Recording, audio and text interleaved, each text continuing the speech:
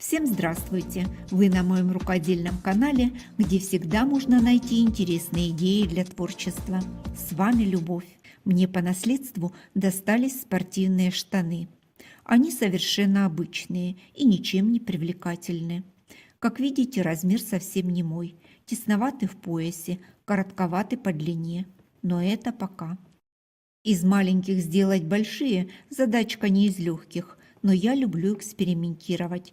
Попробую не только увеличить размер, но и изменить внешний вид. Хочется чего-то более особенного, современного. В оформление добавлю тунику в клеточку.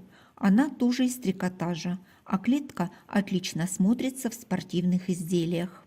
На поясе с лицевой стороны есть отделочная строчка. Уберу ее. Потом перейду к внутренним швам. Их здесь много. Придется немного повозиться.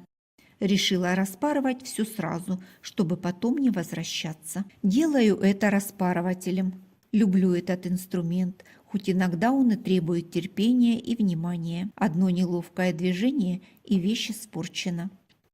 Разобрала пояс на части.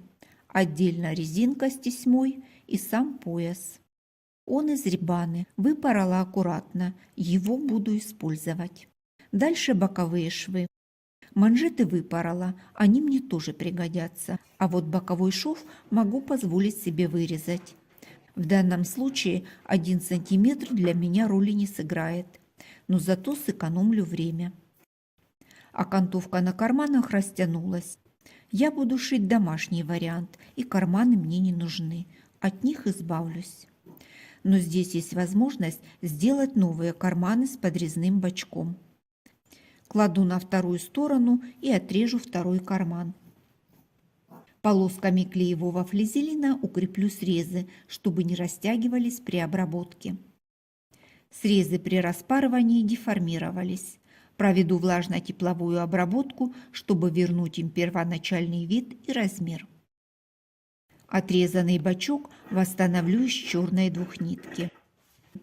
Размер возьму с небольшим запасом. Отрезать лишнее всегда успею. Вырезаю сразу 2 детали в зеркальном отражении. В этой зоне швы получают большую нагрузку, поэтому соединю детали усиленной трикотажной строчкой. Шов прокладываю со стороны флизелина. Игла для трикотажа. Швы заутюжила на сторону приточной детали. С лицевой стороны добавлю отделочную строчку. Размечу нужную мне форму основной детали. Все лишнее срежу. Заднюю и переднюю половинки складываю. Совмещаю срезы и фиксирую булавками. Недостающую длину добавлю двухниткой похожего цвета. Детали соединила. Срезы обработала трикотажной строчкой. Припуски заутюжила на сторону основной детали и с лицевой стороны завершила отделочной строчкой. Складываю по среднему шву и фиксирую булавками. От верхнего среза отложу длину приблизительно до колена. От этого места буду менять крой. По низу откладываю выбранную ширину. Соединю эти наметки сантиметровой лентой и размечу линию. Срежу все лишнее. Это начало моделирования нового дизайна. Полученную деталь кладу на вторую сторону, совмещаю швы соединения и делаю разметку на второй стороне. Вырезаю.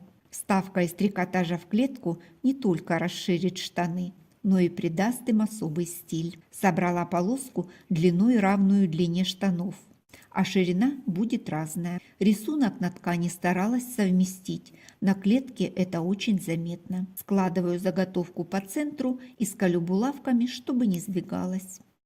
Сверху кладу основную деталь. Проверяю, чтобы везде был небольшой заход на припуск. По контуру ставлю наметки. Ширину вставки можно сделать любого размера. Сейчас модно вставлять такие вставки в джинсы и делать забытый клеш. Подготовленные детали соединю. Начну со стороны передней детали. Начну скалывать снизу, чтобы сохранить нужную ширину. Соединю детали строчкой. Детали соединила. Припуски обработала и заутюжила на сторону основной детали. Чтобы сделать акцент на вставке, по краям добавлю вышивку. Большого выбора у меня нет, поэтому взяла самую простую. Несмотря на то, что припуски обработаны, шов после вышивки все равно растянулся. Сбрызну водой и проутюжу его. Трикотаж хорошо сутюживается, и все станет на свои места. Дальше пришью заднюю половинку. Вставки заняли свои места. Для отделки я использовала вышивку, потому что стараюсь делать бюджетные переделки и ничего не покупать. Если под рукой найдется подходящая тесьма, она здесь здорово будет смотреться. Сзади припуски закрепила обычной строчкой. Ширина штанины внизу узковата, и подвести под лапку было нелегко, поэтому ограничилась просто строчкой. Использовать шнур я не планирую. Вырежу отверстие под него и добавлю длину манжетам. Сшила все в кольцо и проутюжила с паром. Резинка. Она не потеряла свою эластичность, но она короткая. Заменю ее 2 резинками поуже. На поясе добавлю акцент черного цвета, чтобы перекликался с подрезными бочками. Нашивку закрепила на лицевой стороне пояса. С обратной стороны зафиксировала концы резинок. Сначала проложу строчку, чтобы зафиксировать верхнюю резинку, и затем закрою срезы. Пояс подготовила, можно соединять с изделием. Равномерно распределила и закрепила булавками. Края деталей растягиваю до одинаковой длины и соединю зигзагом. Это будет обработка срезов.